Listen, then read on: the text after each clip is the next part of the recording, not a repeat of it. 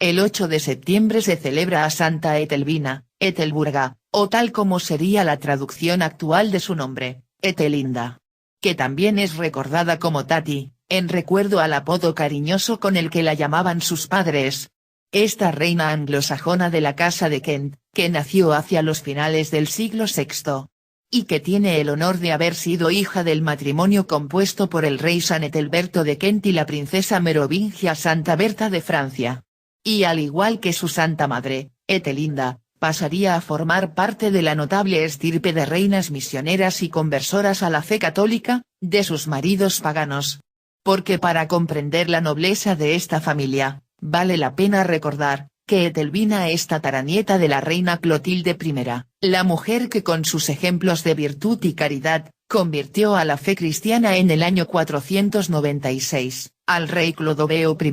que se transformó así, en el primer rey cristiano del reino de los francos, tal como se le llamaba a la Francia medieval para el siglo V. Mucho más cercana a su tiempo, la princesa Etelvina, seguiría los pasos de su madre, Santa Berta, la que con su fe, sus acciones misioneras, y buenas obras, habría convertido al catolicismo a su padre, el rey Etelberto de Kent. Que de esa forma, pasó a ser el primer rey de fe cristiana en el reino de los anglos. Por ello, Etelvina hizo lo mismo cuando se convirtió en la segunda esposa del rey Eduino de Northumbria. El cual, tal como antes había ocurrido con el rey Etelberto de Kent, y siglos antes con Clodoveo I el Franco, Eduino, a pesar de sus reticencias, también terminó siendo convertido al catolicismo, por la acción de su santa esposa. La cual, luego de enviudar, se retiró al monasterio Liminge, en donde ejerció como abadesa, terminando sus días con fama de santidad, en el año 647. La importancia de recordar la vida de esta reina, de los primeros tiempos de la Inglaterra medieval, es rememorar que el catolicismo comenzó a transformarse en la fe oficial del Reino Unido, desde que su padre, el rey San Etelberto, se convirtiera al cristianismo, en el año 597. La cual duraría como la fe más perdurable en este reino, por casi 1000 años, hasta 1534, momento en que Inglaterra se separó de la Iglesia Católica Romana. La historia de esta princesa Etelvina, de principios del medievo, se inicia cuando su madre, la princesa merovingia Berta de Kent, arriba en el año 580, desde el reino de los francos, gobernado por su abuelo Cariberto I. A las tierras paganas de Kent, gobernadas por su padre, el rey Etelberto, al cual, su madre impuso como condición para contraer el vínculo matrimonial, el que su marido debía respetar su religión católica sin oponerse en nada a que ella la practicase e hiciese practicarla a los que libremente lo quisieran. Aunque para esos momentos, Etelberto, era un hombre pagano, tenía gran ambición de conocer a la bella y piadosa Berta, cuya fama la antecedía desde el reino de los francos, por lo que aceptó la condición de su prometida. La madre de Etelburga, Santa Berta, una vez casada y ambientada a la corte en Gales, escribió al Papa San Gregorio Magno, pidiéndole que le enviara misioneros de gran piedad y virtud cristiana, con miras para poder iniciar la conversión del reino de Kent. Por lo cual el Papa envía primero al obispo San Liudard. Y luego al doctor, San Agustín de Canterbury, que con sus prédicas irrumpe en la corte real, logrando la conversión del rey Etelberto. Por su parte, la madre de Etelinda, la reina Berta, con la venia de su esposo restauró una antiquísima iglesia paleocristiana en Canterbury, que databa de la época romana, y que ella dedicó a San Martín de Tours, la cual aún se conserva.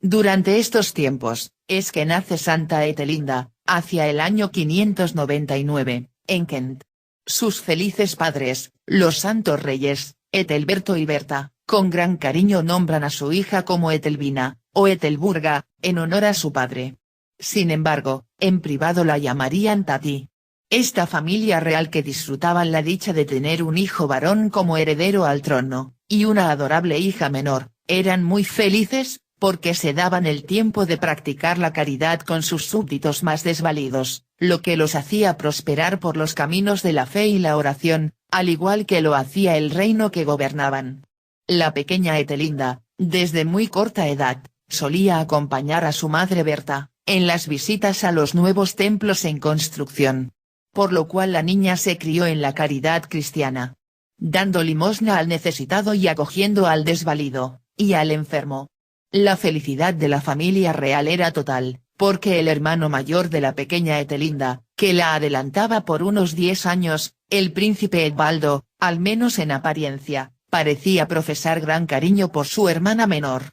Pero hacia el año 610, ocurre el primer gran dolor para Etelinda, de 11 años de edad, cuando súbitamente ve fallecer a su amada madre, Santa Berta de Kent. Entonces, su desconsolado padre, San Etelberto, se hará acompañar en la corte, por su piadosa hija menor, Etelvina, porque esa era su forma de recordar la bondad y el candor de su amada esposa. Y juntos, realizaban las actividades piadosas que antes practicaba la fallecida reina, cuidando a los más desvalidos, los enfermos y los hambrientos del reino. Esta felicidad tampoco duraría mucho, porque 5 años más tarde, el debilitado pero muy católico rey Etelberto, fallece en los primeros días del año 616. La felicidad de la vida infantil para Etelvina había terminado hacia los 15 años de edad, porque inmediatamente su hermano, el nuevo rey de Kent, Edbaldo, inicia tratos matrimoniales para desposarla con el recientemente viudo, rey Edwin, gobernante de Northumbria, que era el vecino del norte del reino de Kent.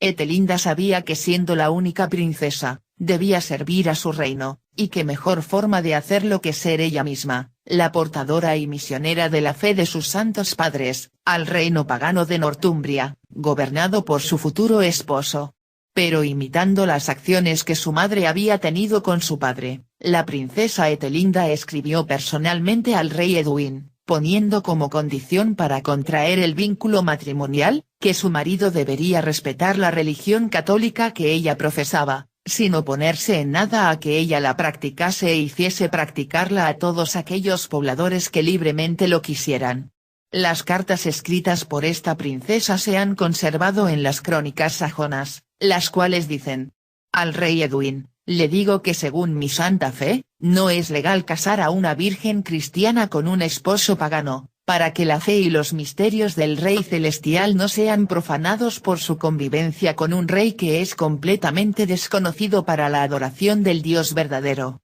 Aunque para esos momentos, el rey Edwin era pagano, era un hombre maduro e inteligente, por lo que aceptó la condición sin ningún reparo, prometiendo que de ninguna manera él actuaría en oposición a la fe cristiana, que profesaba su joven esposa virgen, pero le daría permiso a ella, y a todos aquellos que la acompañaran, sean hombres, mujeres, sacerdotes o ministros, para seguir su fe y adoración según la costumbre de los cristianos. Edwin tampoco se negó a ser católico, sino que otorgó la esperanza de aceptar la misma religión, pero luego de que esta nueva creencia fuese examinada por un comité de personas sabias del reino, que declararan que esta religión católica romana era más digna de la verdad que la fe pagana que ellos profesaban. Según lo presupuestado, Etelvina no iría sola, sino que sería acompañada por su capellán, San Paulino, y varios frailes predicadores, los cuales ejercerían acciones misioneras primero entre los más pobres y humildes,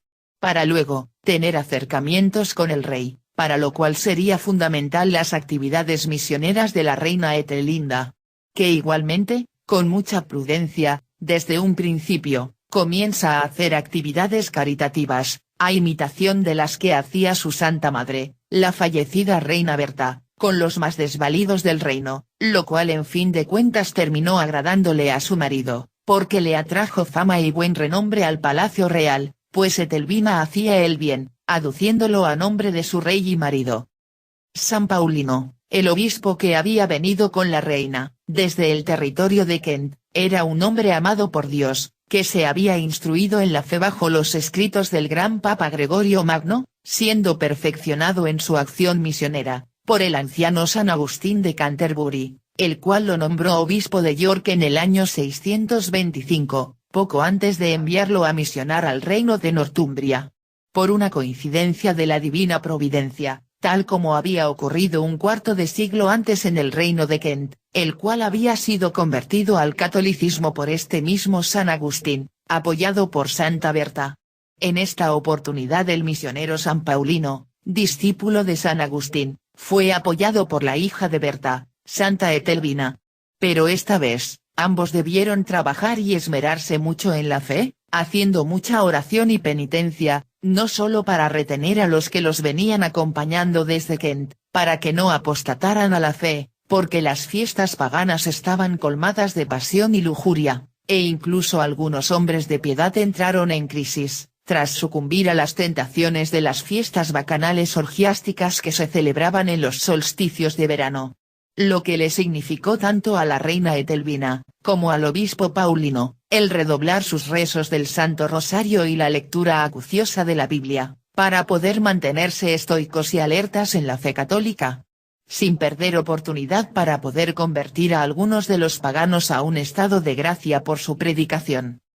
Al año siguiente, arribó a Northumbria, un sicario asesino, llamado Eumer, contratado por el rey de los Sagones del Oeste, cuyo nombre era Cuichelm, con la finalidad de asesinar al rey Edwin. El delincuente tenía una daga de 2 filos, sumergida en veneno, hasta el final, de tal forma que si la herida no fuera suficiente para matar al monarca, podría morir a causa del veneno. Así fue como el delincuente se presentó ante el rey, durante el primer día de Pascua, cuando Edwin presidía las festividades en el río de Derwent, donde se encontraba la ciudad real. El sicario fue admitido por la Guardia Real, para entregar un presente de parte de un poderoso conde del reino vecino. Al acercarse a Edwin para mostrarle el presente, sacó una daga de debajo de su ropa, saltando sobre el rey. Lilla, el primer ministro del rey, observó esto, y al no tener un escudo a mano para proteger a su monarca de la muerte, interpuso su propio cuerpo para recibir el golpe, falleciendo en el momento, pero el miserable golpeó tan fuerte con la daga, que hirió al rey a través del cuerpo del caballero.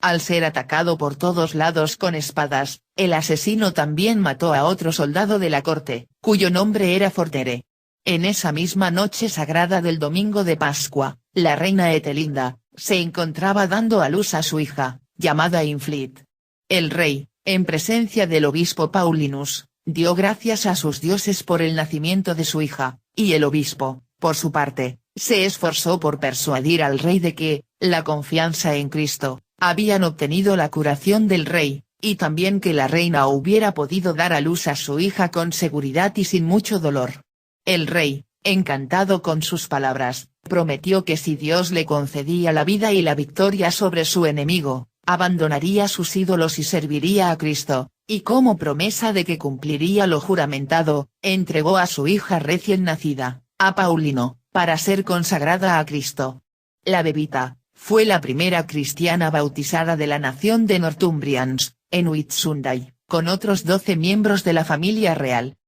Ese domingo de Pascua fue una noche trascendental para la familia real de Northumbria. Porque a pesar de los dolores y la convalescencia, la reina Etelvina acudió a ver a su esposo herido, el cual con este acto de valentía, decidió poner los símbolos de Jesús en sus estandartes. Apenas se recuperó, Edwin procedió a ir a la guerra contra los Sayons occidentales y derrotó al rey que había intentado asesinarlo. Al regresar al palacio, el rey ordenó un consejo de sabios, el cual debatió con San Paulinus acerca de la verdadera fe. Etelinda, permaneció durante todo ese día recluida en su pequeña capilla rezando y pidiendo al Señor por la conversión del reino. Resultando en que a la madrugada siguiente gran felicidad se vivió en todo el palacio cuando el rey Edwin de Northumbrian declaró al catolicismo como la fe oficial del reino. El Papa Bonifacio IV, escribió al rey Edwin, con el fin de iniciar las construcciones de iglesias y monasterios católicos, en donde la gente del pueblo pudiera asistir para instruirse en la catequesis, y así poder bautizarse en la fe de Cristo. Aún se conserva la bella carta que el Papa le envía al rey. Bonifacio, obispo de Roma, sucesor de San Pedro, le escribe a su excelencia, el rey Edwin. La bondad de nuestro Redentor ha ofrecido con mucha providencia los medios de salvación a la raza humana, que rescató, al derramar su preciosa sangre, de los lazos del cautiverio con el diablo, para que al dar a conocer su nombre de diversas maneras a los gentiles, ellos puedan reconocer a su Creador al abrazar el misterio de la fe cristiana, lo que la purificación mística de su regeneración demuestra claramente que Dios le ha otorgado a la mente de su Alteza. Generosidad. Nos regocijamos mucho en beneficio de la bondad de nuestro Señor, por lo que ha concedido, en su conversión, encender una chispa de la religión de nuestro Señor Jesucristo, por la cual podría encender más fácilmente su comprensión. No solo de tu gloriosa consorte, la reina Etelvina, sino también de toda la nación que está sujeta a ti. He sido informado acerca de la loable conversión de usted, Alteza, que habiendo recibido el maravilloso sacramento de la fe cristiana, sobresale continuamente en el desempeño de obras piadosas y aceptables para Dios. Ruego al Señor, que igualmente te abstengas de adorar a los ídolos, a los engaños de los templos y a los augurios, rogando que hayas cambiado de corazón tu devoción, para que estén tan absortos en el amor de nuestro Redentor, que nunca dejes de prestar tu ayuda para la propagación de la fe de Cristo Jesús. Gran pesar sentí cuando su ilustre esposa nos dio a entender que usted todavía servía a ídolos abominables y que no rendiría obediencia ni escucharía la voz de los predicadores. Esto nos ocasionó un gran dolor, porque esa parte de su cuerpo y alma seguían sin conocer la verdad que radica en la Trinidad Suprema e Indivisa. Ahora que usted y su esposa se encuentran bajo la inspiración divina, y con el poder cooperativo de nuestro Señor y Salvador Jesucristo, ruego al Señor su conversión de corazón, para que así pueda disfrutar de los derechos del matrimonio en el vínculo de una unión santa e intachable. Porque está escrito, que los dos serán en una sola carne. ¿Cómo se puede decir que hay unidad entre ustedes, si usted continúa siendo un extraño en el brillo de la verdadera fe, por la interposición de un error oscuro y detestable? Por lo tanto, os ruego que aplicándote continuamente a la oración, no dejes de rogarle a la divina misericordia el beneficio de la iluminación espiritual, para que aquello que la unión del afecto carnal ha hecho de una manera más que un cuerpo, puedan, después de la muerte, continuar en unión perpetua, por el vínculo de la fe. Pero, el Papa Bonifacio, también le escribe a la reina Etelburga. A su majestad, e hija de mi corazón, Etelvina, yo, le ruego persistir y esforzarse al máximo por suavizar la dureza del corazón de su esposo, continúe hablándole de los preceptos divinos, haciéndole sensible cuán noble es el misterio que ha recibido al creer, y cuán maravillosa es la recompensa que, por el nuevo nacimiento, ha merecido obtener. Le ruego que haga todos sus esfuerzos para inflamar la frialdad del corazón del Rey por el conocimiento del Espíritu Santo, para separarlo definitivamente de la aberración que es la adoración fría y perniciosa del paganismo. El calor de la fe divina puede iluminar su comprensión a través de sus frecuentes exhortaciones, para que el testimonio de la Sagrada Escritura pueda parecer más conspicuo, pues tal como antes lo hizo su Santa Madre, cumpla usted, que el esposo incrédulo será salvado por la esposa creyente. Para este efecto has obtenido la misericordia de la bondad de nuestro Señor,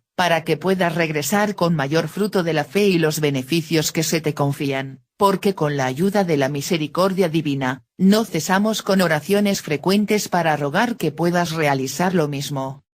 Además, le hemos enviado la bendición de vuestro protector, San Pedro, el príncipe de los apóstoles. A usted le envío un espejo de plata y un peine de marfil dorado, que suplicamos que su gloria reciba con el mismo cariño. Los ruegos del Papa Bonifacio, y la reina Santa Etelvina fueron escuchados, cuando Edwin finalmente aceptó el cristianismo y fue bautizado en York el domingo de Pascua del año 627. Más tarde, otros hijos suyos de la reina Etelburga fueron bautizados, los cuales Serpian su hijo Etelun y su hija Eteldrid, mientras que tuvo un cuarto hijo menor, Gusfrea. Los dos primeros fueron arrebatados de esta vida mientras aún vestían sus ropas blancas y fueron enterrados en la iglesia de York. Tan grande fue el fervor de la fe, como se informa, y el deseo de obtener la salvación para la nación de Northumbrians, que San Paulinus en cierto momento viniendo con el rey y la reina al palacio real del país, que se llama Adhefrin, Se quedó allí con ellos 36 días, completamente ocupado en catequesis y bautismo. Durante los días, desde la mañana hasta la noche, no hizo nada más que instruir a las personas que acudían de todas las aldeas y lugares, para conocer la palabra salvadora de Cristo, y cuando se le indicó, los bautizó con agua de absolución en el río Glen, que está cerca. Hubo una paz tan perfecta en Gran Bretaña, donde se extendió el dominio del rey Edwin, que, como se dice proverbialmente, una mujer con su bebé recién nacido podría caminar por toda la isla, de mar a mar, sin recibir ningún daño. Ese rey se preocupó tanto por el bien de su nación, que en varios lugares donde había visto manantiales claros cerca de las carreteras ordenó que fueran destacados con platos de latón colgando de estacas, para que fueran visibles a distancia por los viajeros. Sin embargo, este próspero reinado no duraría mucho, pues el rey Edwin fue asesinado en una batalla en el año 633, y resultó que el cristianismo en Northumbria no estaba aún arraigado totalmente. Por lo que la reina Ethelinda debió huir de regreso al Palacio Real de Kent, junto a su hermano. Acompañada por su hija mayor, Eanfleda, su hijo menor Guscfrea, el hijo sobreviviente de su marido, y el obispo Paulinus que sería nombrado obispo de Rochester, mientras que a causa de la inestabilidad política por la que pasaba el reino de su hermano, convencieron a que Etelvina enviara a sus hijos a través del mar a la corte de su tío materno, el rey Dagoberto I de Francia, para que él los educara en su corte. Su hijo fallecería, mientras que su hija mayor y única sobreviviente de su progenie, Eanfleda, sería traída de regreso a Northumbria en el año 642, para ser casada con el rey Oswiu. Eanfleda seguiría el patrón de conducta de su madre Etelvina, y de su abuela Berta, transformándose nuevamente en una reina misionera del catolicismo romano, de tal manera que convencería a su esposo, para construir un monasterio en Hijing, curiosamente igual que su madre, Santa Eanfleda, terminaría sus días, luego de enviudar, como abadesa del monasterio de Whitby. Cuando Etelvina regresó a Canterbury, su hermano, el rey Edward de Kent, luego de fracasar en sus intentos de casar a su hermana, que aun con 33 años, le podría servir con fines políticos al casarla con algún poderoso viudo del reino. Pero frente a la total negativa de Etelburga, se pactó en llegar a un acuerdo hermanable, en el que la reina viuda recibiría tierras en un antiguo poblado romano en ruinas, llamado Liminge, en las costas de Canterbury, en donde ella se decidió a construir un monasterio de monjas, y otro de frailes, más una iglesia comunitaria, la cual aún se conserva, destacando porque en su estructura luce una equilibrada mezcla entre el estilo romano tardío y el tipo de edificación sajona medieval. De esos últimos 15 años de vida de la reina Etelinda, se relata que la santa se comportó como una madre superiora muy caritativa, que no le gustaba que fuese distinguida por ser de sangre real ni a causa de su alcurnia, en ninguna forma, pues recordemos que era una reina viuda y princesa real por su nacimiento. Consecuentemente, ella ordenaba que se le permitiera realizar las tareas más humildes en el convento. Etelinda estimulaba a sus hijas espirituales a orar, meditar las santas escrituras, y hacer penitencias por los más pobres del territorio del Reino Unido, y del mundo entero. Dormía escasamente, y estimulaba la ayuda solidaria a los más pobres de la región, que solían venir a alimentarse al hospicio de acogida, que los religiosos acondicionaron como comedores comunitarios en las afueras del convento. La idea de Santa Etelvina era muy innovadora para esos tiempos, porque mientras los pobres y sus familias se alimentaban, frailes se dedicaban a enseñarles la palabra de Dios, explicándoles las santas escrituras. Lo cual logró multitud de conversiones de paganos de los estratos sociales más humildes en la región. Santa Etelvina Tati, de Kent, falleció el 8 de septiembre del año 647, a los 48 años de edad, siendo sepultada en la iglesia de monasterio que ella misma había fundado y ordenado construir. La comunidad de monjas de Liminge, fundada por Santa Etelburga, sobrevivió a su muerte durante casi 2 siglos, siendo abandonada en el transcurso del siglo IX, durante la invasión normanda sobre Gran Bretaña. Los monasterios cerca de la costa eran vulnerables a las incursiones vikingas, y las monjas huyeron a Canterbury, en donde se les otorgó un lugar de acogida para ese propósito en el año 804. Pasando la iglesia y abadía a manos de los arzobispos de Canterbury, los cuales debieron reconstruir en 2 oportunidades el monasterio, primero en el año 965, y luego en el año 1080. Para esos momentos, la popularidad de la buena y piadosa reina Santa Etelburga atraía peregrinos que acudían a visitar su iglesia, y el pozo de la abadía, en donde se cuenta que la santa logró hacer milagros curativos en algunos enfermos de escasos recursos. Los peregrinos medievales solían recitar, cuando visitaban estos lugares, la siguiente oración: Oh Santa Etelburga, floreciste como un lirio en Kent, y luego adornaste a Northumbria como la novia del rey mártir Edwin. Dedicaste tu viudez a tu convento en Kent. Reza para que sigamos el ejemplo de tu larga y fructífera vida. Ruega para que nosotros también podamos pasar todo nuestro año al servicio de Dios y encontrar misericordia al final. Santa Etelburga de Kent, ruega a Dios por nosotros. La historia de vida de Santa Berta, la de su hija Santa Etelvina, e incluso la de la nieta de Berta, Santa Eanfleda, fueron relatadas en forma destacada dentro de las crónicas anglosajonas del siglo XI, las cuales servirían 500 años más tarde de sus muertes, a Santa Margarita, descendiente de la familia real inglesa exiliada durante la conquista de Gran Bretaña a manos de los normandos, que luego de ser desposada con Malcolm, rey de Escocia, y que amparada bajo el ejemplo de estas rupturistas reinas y santas medievales, trajo el cristianismo a su esposo y a su reino del norte. Muchos hombres de esos tiempos apreciaron un paralelo entre estas notables mujeres de la Inglaterra medieval, que aparte de ser parientas, fueron también madres,